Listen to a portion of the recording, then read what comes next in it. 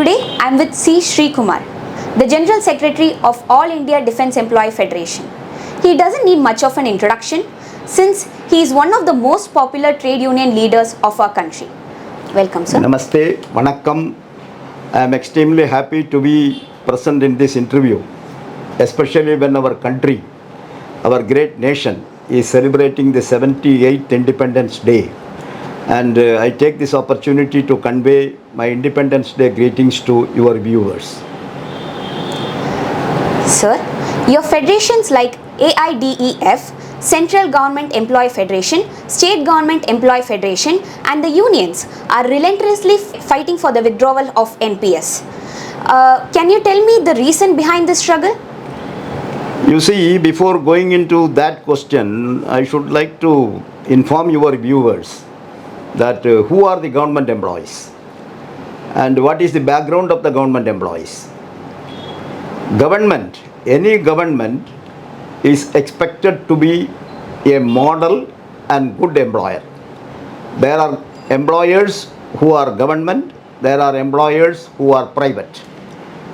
And there are so many labor laws in our country to be followed by the government and also by the private employers. So therefore, it is always expected that any government should be a model employer and a good employer so that those practices can be followed by the private employer. When I mean a model employer, a good employer, it means what? As a model employer, as a good employer, you should take care of the welfare of your employees. You should give a reasonable wages for them and other benefits for them so that they can lead a life both socially and to take care of their family welfare. And for that, they require a decent and dignified wage. This is number one.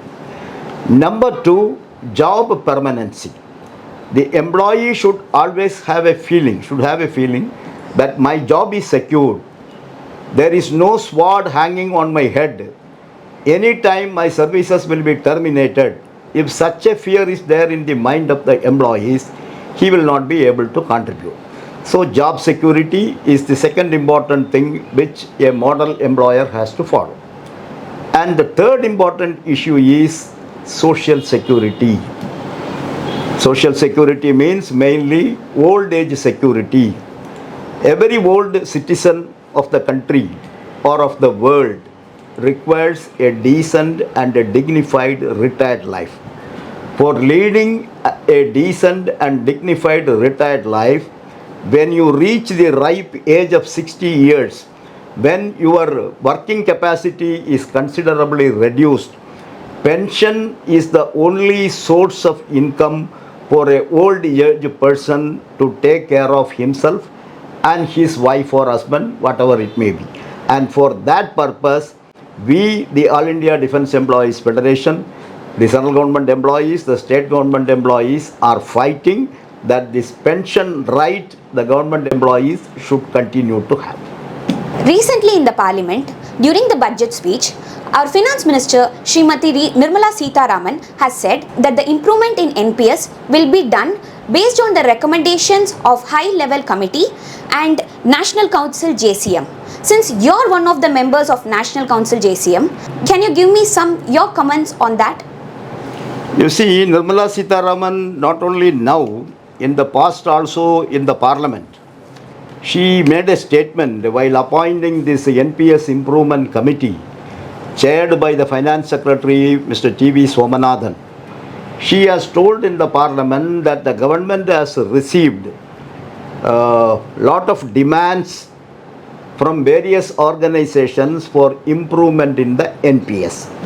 That was a wrong statement made by the Finance Minister of our country because, to my knowledge, no individual nor any organization has demanded to the government for some improvement in the new pension system, popularly called as NPS.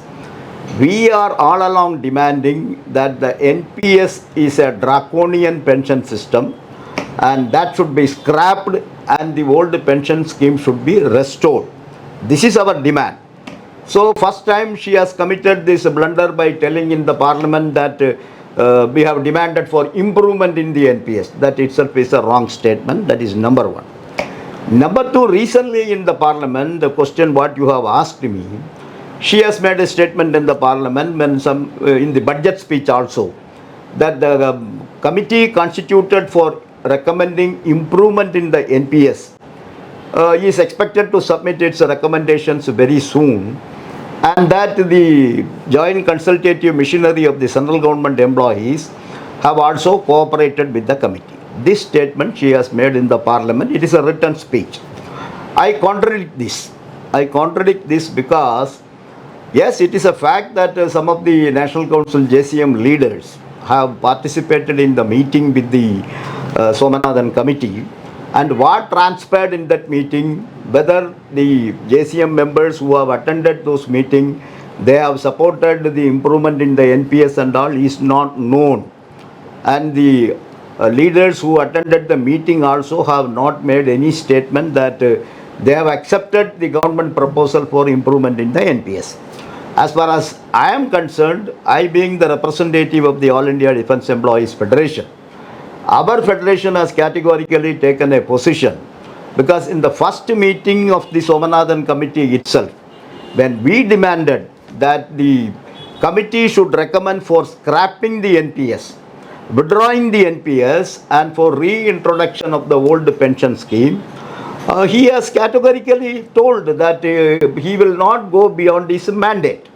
The government has given him a mandate only to recommend improvement in the NPS and not for restoration of the old pension scheme.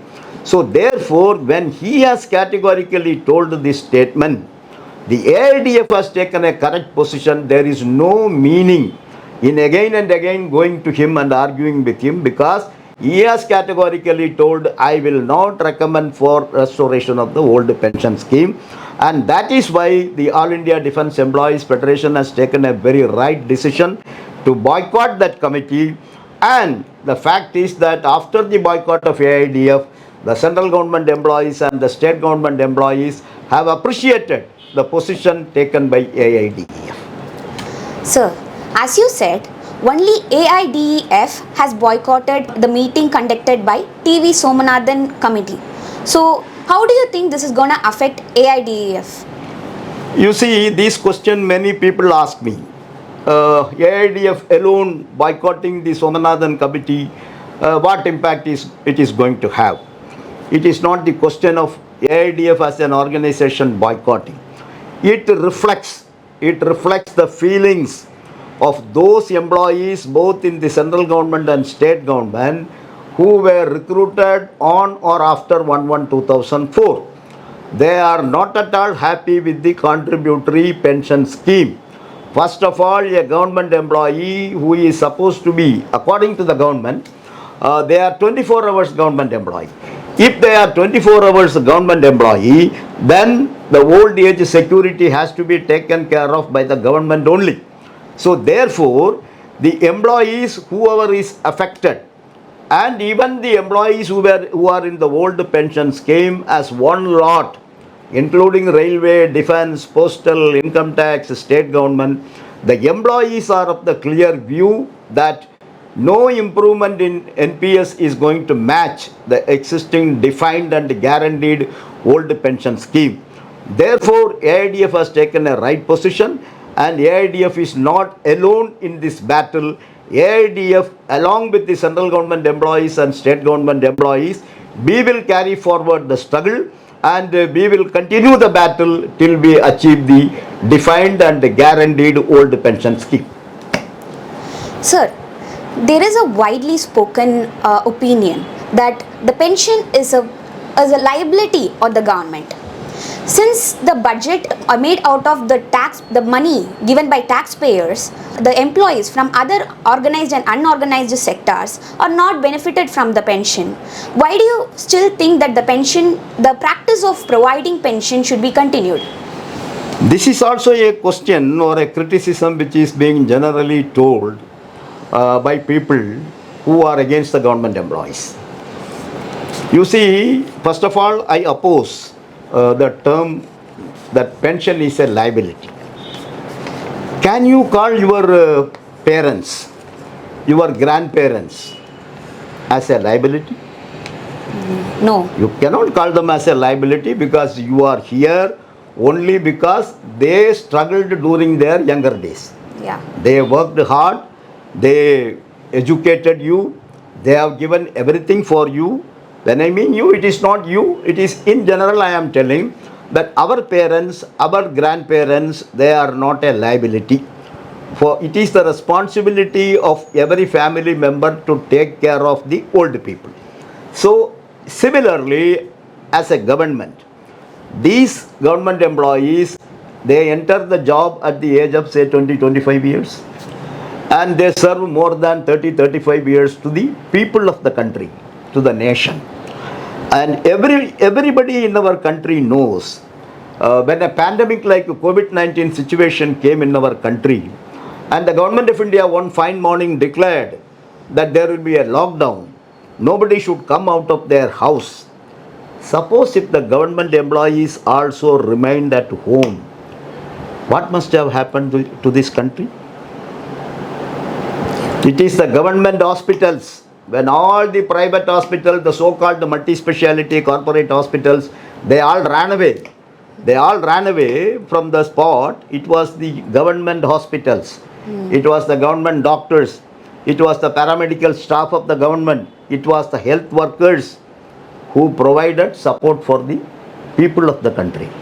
Even we, the defense civilian employees in the ordnance factories, out of our 41 ordnance factories, more than 22 factories worked during this COVID-19 pandemic, risking our life, including the ordnance clothing factory Abadi, from which Union Office this interview is being held. More than 450 employees, including women employees, they worked day and night during COVID-19 pandemic without any extra remuneration. All government employees were paid wages by sitting at home, work from home. But we came, no transport, no facility. But we came to the factory, we started producing masks, medical masks, coverall to the doctors, coverall to the paramedical staff. Even sanitizer was not available in the country. We produced sanitizer. We repaired thousands of ventilators.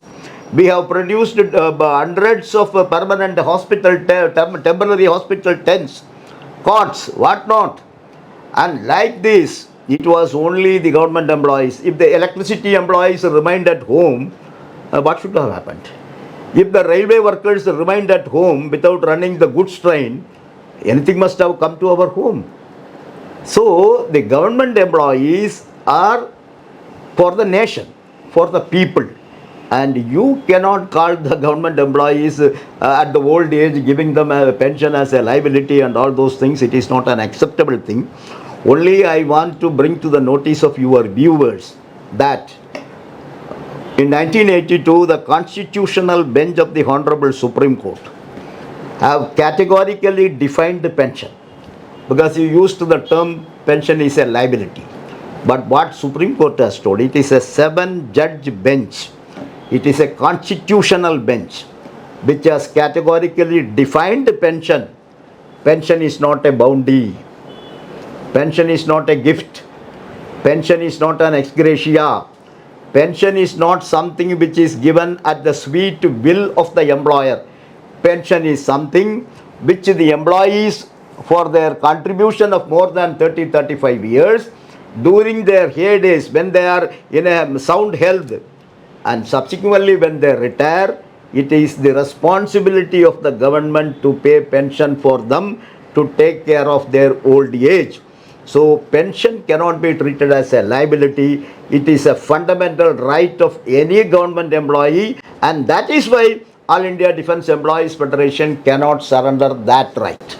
The current government are very keen on not restoring the OPS, and they are okay with doing some improvements in NPS. Some divisions of central government employee organization are happy with those new improvements, and AIDEF is totally opposing it. How are you going to handle this contradiction, and what is going to be the future of this struggle? First of all, you see, as I have already told, what type of improvement the government will make. I am asking a fundamental question everywhere. First of all, why I should contribute 10% of my wages for the pension? This question the government has got a duty to respond. When you call me 24 hours government employee, when you tell me that I cannot do a private job after my government duty is over, I cannot even become an LIC agent, I cannot become a post office savings scheme agent, I cannot go and work somewhere to earn a little bit more, because the conduct rule says 24 hours you are government employee. If 24 hours I am government employee, then whose responsibility is to take care of my old age? So that is where the problem comes. And what I wanted to say, in the past, it was a total failure of the government. In 1972, when the CCS pension rule 1972 was framed, under Article 309 of the Constitution of the India, it was decided that the government of India will have a pension fund. Every year, from the general budget of the government will operate a separate pension fund, so that government will contribute. Government as a model employer, government as a good employer will contribute every year certain percentage of its annual budget to the pension fund. So once that was done, the pension fund of the government must have grown like anything, and it must not have been a problem for the government to pay the pension. Successive governments have not done it. Whether it is Congress government or whether it is BJP government, or none of the government has thought about that they should have a pension fund, that they have never thought about.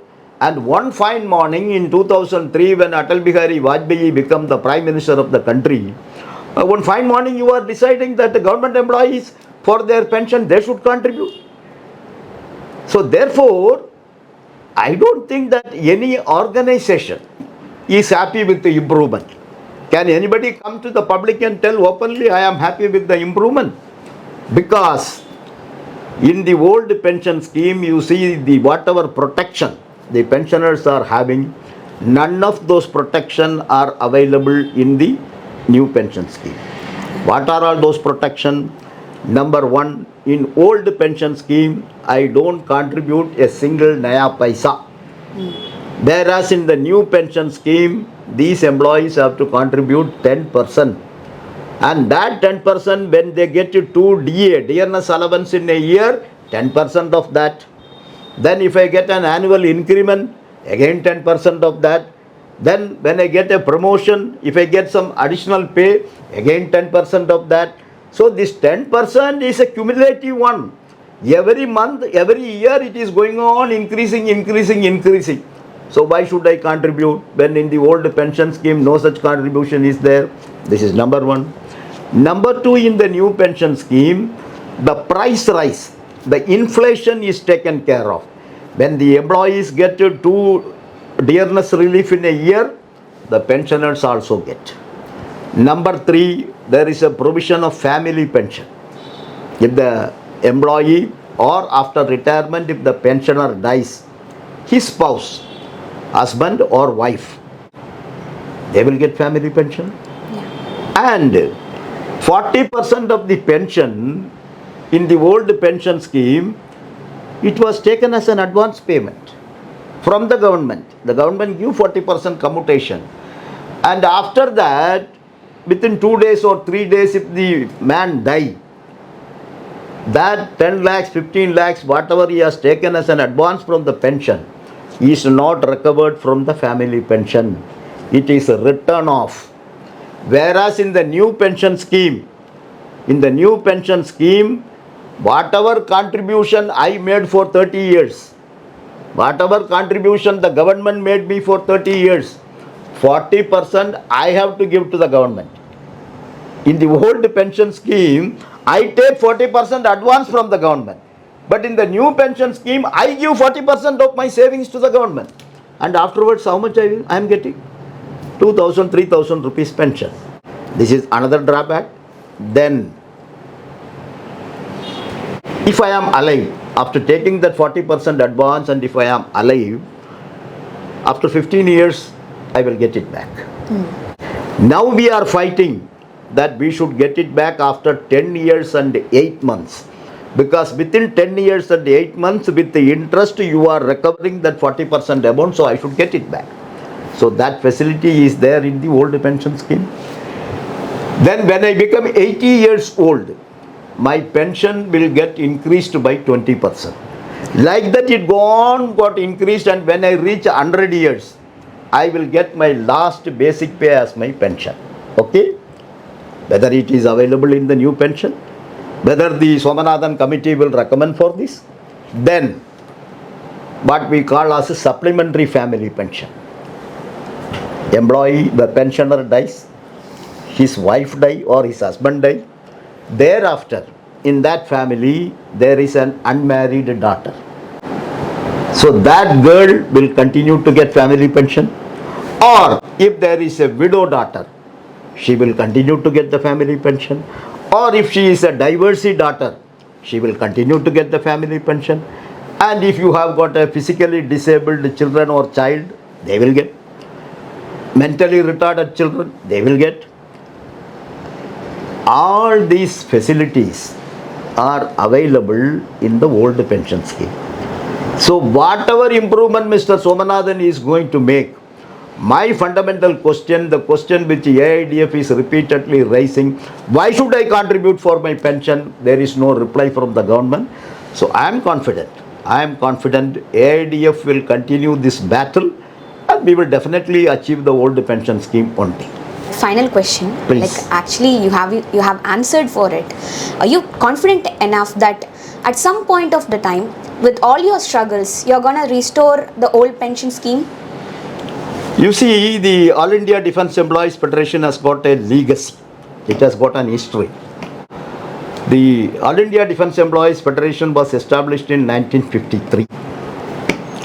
When it was established, all the defence civilian employees were temporary employees. There was no permanency for the defence civilian employees. 20 years we fought. Okay. Yeah. 20 years we fought. And then we got a government order issued that after 3 years of service, the employee will be declared as a quasi-permanent employee. Okay? And after maybe some 10 years or 15 years, they will be declared permanent. Yeah. But today, after almost 72 years of struggle, you are in probation for 2 years. Afterwards, you are declared permanent. Nobody can throw you out of job just like that. So it was a struggle for 70 years, 60 years, no? Yeah. Similarly, in the defense, somebody is recruited as unskilled. After 30 years, 35 years, he retires as an unskilled. No promotion. Okay. Even I am sitting before you, 22 years, I was recruited in 1979. 22 years I have to wait for becoming an highly skilled worker. Okay. But today the factory workers, 2 years semi-skilled, immediately they become skilled. After 3 years in skilled, they become highly skilled grade 2. Yes. Another 3 years, they become highly skilled grade 1. Maybe after 5 years, 6 years, they become master craftsmen. Okay. And that we have achieved almost 30, 40 years we struggled. Then only we got it. Similarly, the division created by the Britishers.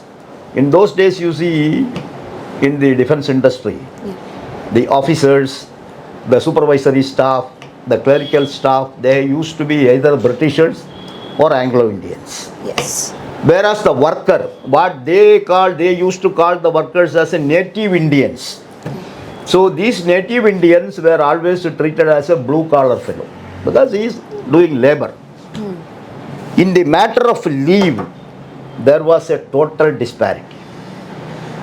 When a non-industrial employee retires, he will retire with 300 days earned leave accumulated.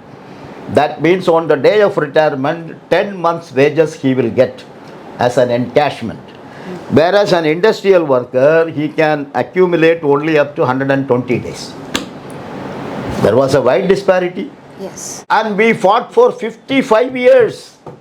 How many? 55 years. 55 long years. Then only in 2006, we got that benefit. Yes. It was the first resolution adopted in 1953 when AIDEF was formed in Kanpur. So 1953 and 2006. These many number of years Yes. our forefathers have struggled, no. Yes. Then only they got it. Yeah. Now, lot of things are there because shortage of time, I don't want to take much time. Some 10 years before, Yes. if an employee retires, in service, CSD canteen benefit is there. Employee can go and purchase whatever requirement from the canteen, like the uniformed personnel. Retired employees were not allowed. We fought for 35 years. And today when a defense civilian employee retire, he is entitled for a CST card benefit. Okay. It was a struggle of 35 years. Okay. Some 30 years before, when somebody retired from OCF Poverty or HBF Poverty or any ordnance factory, no medical facility for them. After retirement, you are at the mercy of the corporate hospital or government hospital. We fought.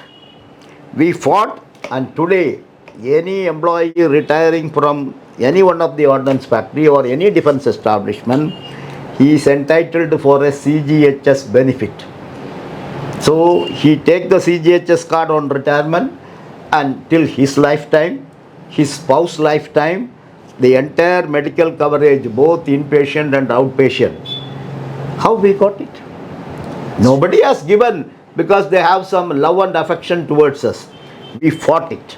Yeah. We struggled. We sacrificed. Many comrades were victimized, were punished by the government. But ultimately, we achieved the goal. So that legacy of struggle, sacrifice and achievements, the All India Defence Employees Federation is having. So that is why we are confident that if not today, tomorrow, see, government is not going to be permanent. Even this government is not having a single majority.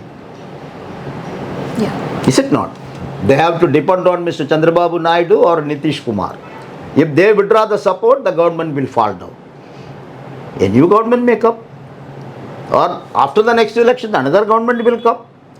And many of the political parties in the opposition, they are all telling in their manifesto that if we come to power, we will restore the old pension scheme.